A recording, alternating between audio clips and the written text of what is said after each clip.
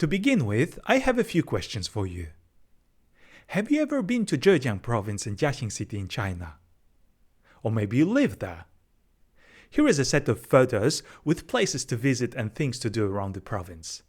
Do you recognize any of these places? Can you name the activities? If you're not sure, then simply try to describe the photos one by one before you move to the next slide. Here is my list of attractions and activities we could do around Zhejiang province. Would you like to visit these places and try these things?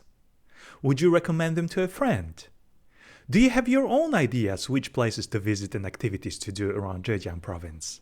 If you do, please pause the video and make your own list. We'll need these phrases and collocations for our next task. If you're ready, then let's continue.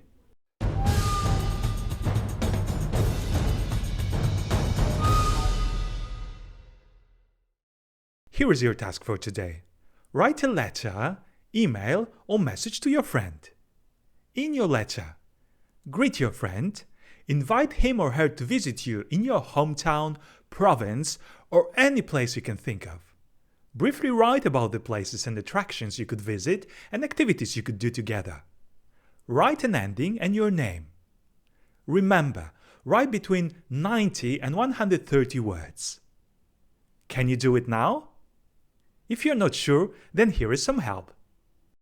When we write a letter or email, we need to use certain words, phrases, and expressions that make our letter sound natural, nice, friendly, and polite. They also help us to give the letter a proper structure with the beginning, middle, and end. So, look at the phrases and choose the best ones for a letter or email. Remember that you're writing to a friend. If you're ready, then let's continue. Here are the answers. Are they the same as yours? Look at the phrases highlighted in green. They sound best. Dear Mike, how are you? I'm writing about.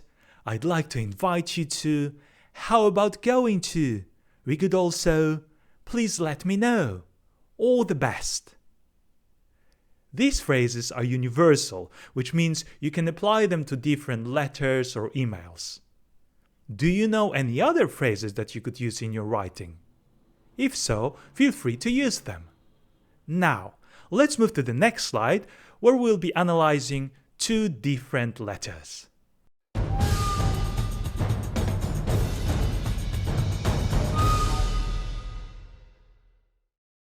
Here are the examples, letter 1 and letter 2. Read them both and then answer the questions. Are these letters similar or different? What's the difference between them? Which one do you like better? Why? Think about it before we move on. In the next two slides, we'll be analyzing letter 1. Look at letter 1. Read it again. Look at the underlined phrases. These are typical mistakes of some students. Now, look at my comments on the right. Here are the suggestions how to improve the style, grammar, vocabulary, spelling, and punctuation. Read the comments carefully before you move on. Here is the improved version of letter 1. Read it and tell me. Do you like it better now? Why? I've corrected some mistakes and also used some phrases that we've previously learned. These phrases are highlighted in green. The letter is still not perfect, mostly because it's too short, but it already looks much better than before. Do you agree with me? Let's continue.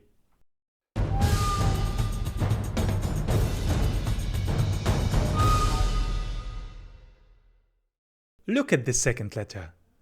This is a fully completed task. It has good organization or structure, with greetings, main part, and ending. It's been written in proper style, using the phrases that we learned earlier. It has good range of grammar and vocabulary. The spelling and punctuation are correct, and it has desired effect on the reader. What does it mean?